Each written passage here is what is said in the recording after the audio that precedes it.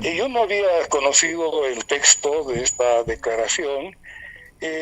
A mí me parece que nos estamos apresurando demasiado y de manera bastante imprudente, yendo a contracorriente de una reacción que ha conmocionado no solo la región, ¿no?, hemisférica, sino repercusiones en todo el mundo. Y yo quisiera comenzar, antes de referirme a la posición en sí, a la forma, yo diría, muy aguda, muy exacta con que el canciller del Uruguay ha resumido este gravísimo problema. El canciller uruguayo ha dicho que no se trata de una pugna entre ideologías en este momento, en esta coyuntura, sino es entre democracia o dictadura, entre transparencia o fraude, entre libertad o represión, ¿no? Y obviamente la ideología política pues no debe estar nunca, debe estar por encima de las libertades democráticas, de la legitimidad democrática, que por supuesto comienza con la legitimidad que surge de las urnas en un proceso de absoluta transparencia. Pero no basta esa legitimidad de origen, tiene también que legitimarse en el ejercicio del poder, en la conducción del gobierno, en la protección de los ciudadanos, de sus libertades, en fin, de un marco democrático que es en el que todos quisiéramos desarrollar nuestras actividades. Esto está directamente ligado a la posición que asume nuestro gobierno, que desde un comienzo ha sido, a mi juicio, un poco precipitada, por no decir muy precipitada, porque nosotros tenemos que tener en cuenta que el gobierno de Bolivia tiene legitimidad de origen. En realidad, el presidente Arce está como resultado de las urnas. Entonces, esa es la legitimidad de origen, pero lo que se está perdiendo es la legitimidad en el ejercicio de las responsabilidades de gobierno. Y parte de esa pérdida de legitimidad no está solamente en el avasallamiento que vemos con frecuencia en la expansión del poder político hacia los otros poderes, el poder judicial, legislativo, la fiscalía, el poder electoral, etcétera, sino también en algunas actitudes precipitadas como esta de generar un apoyo que por supuesto va a contracorriente, y no vamos a decir solamente de 3 o 4 países de la región, sino casi de todo el mundo, excepción hecha de algunas potencias que no dejan de ser importantes, están bastante alejadas, no se las van a jugar por nosotros, como es el caso de Rusia o China. Entonces, yo no veo por qué empeñar esa legitimidad de origen, que son las urnas que lo llevaron a nuestro presidente, al gobierno, y perderla por una falta de legitimidad en el ejercicio, al ponerse de lado, a contracorriente, de posiciones indefendibles en este momento. Claro. Ahora, Javier, ¿por qué cree usted que se ha definido tan contundentemente la posición del gobierno boliviano de respaldo a Nicolás Maduro? No, esa parte última no le he escuchado, que hay un poquito de Sí, dificultades sí. de Le conexión, digo, ¿sí? por qué cree usted que el gobierno boliviano se ha pronunciado tan contundentemente a favor del gobierno de Nicolás Maduro en un contexto donde lo tienen criticado a Maduro por estas elecciones presidenciales? Yo creo que es un acto de total imprudencia, improvisación y falta de tacto en lo que debe ser el cuidar la imagen internacional del país, ¿no?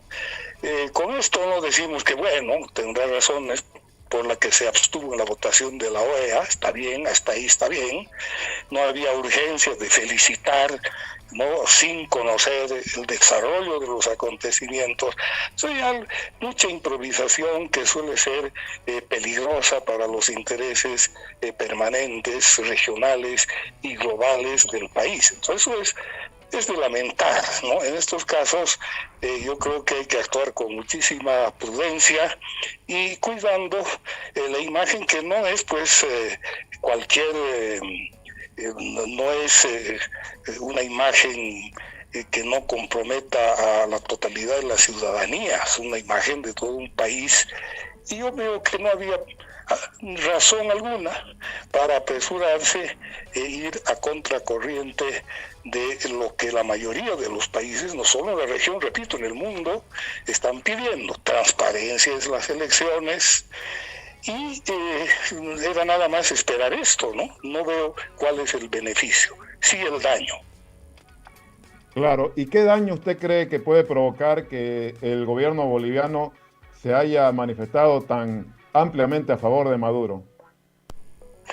En primer lugar, no tenemos por qué contaminarnos con una imagen que es absolutamente negativa en todos los ámbitos.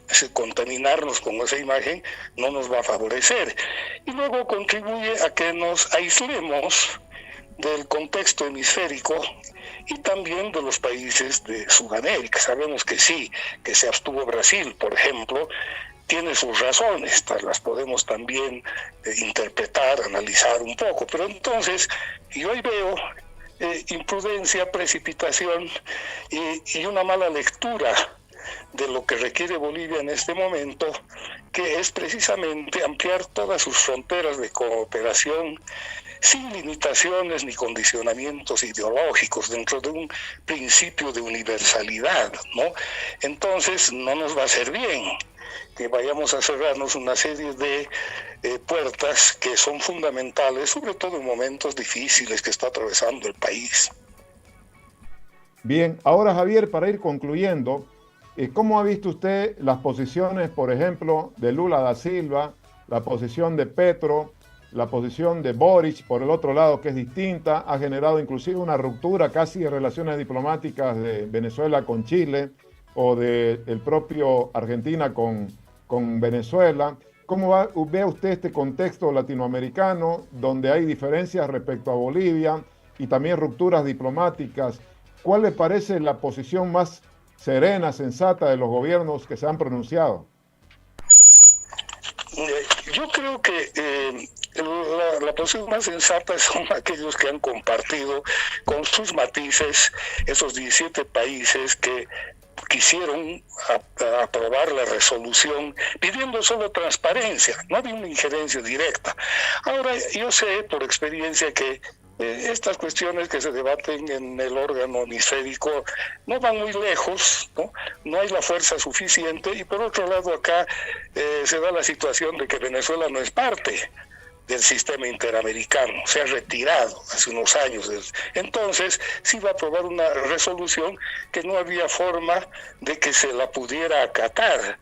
Es en esa lógica que, por ejemplo, el presidente Petro de Colombia, cuidando más lo delicado que es tener una vecindad geográfica tan estrecha con Venezuela, ha preferido, obviamente, abstenerse. En el caso de Brasil, el asunto es más complicado, porque Brasil se ha puesto en una situación muy difícil, en una encrucijada, en realidad, porque, por un lado, no ha querido acompañar la resolución, supuestamente, como en el caso de México, porque venía alentada por Estados Unidos, digamos, y por otro lado, ¿no? El Brasil lo que quiere es tener un protagonismo como le corresponde por sus dimensiones políticas, geográficas, económicas, etcétera, para constituirse en un mediador del problema. Es que no habría podido hacerlo si es que ya se pronunciaba a favor de que se aplique una resolución, repito, de aplicación práctica muy difícil. Entonces tiene que tener las manos más o menos libres para ejercer un poder mediador que trate de buscar alguna forma de equilibrio sin que esa búsqueda signifique el dar un espaldarazo a quien definitivamente está ya tachado como quien está yendo en contra de todas las normas democráticas que deben regir en el hemisferio.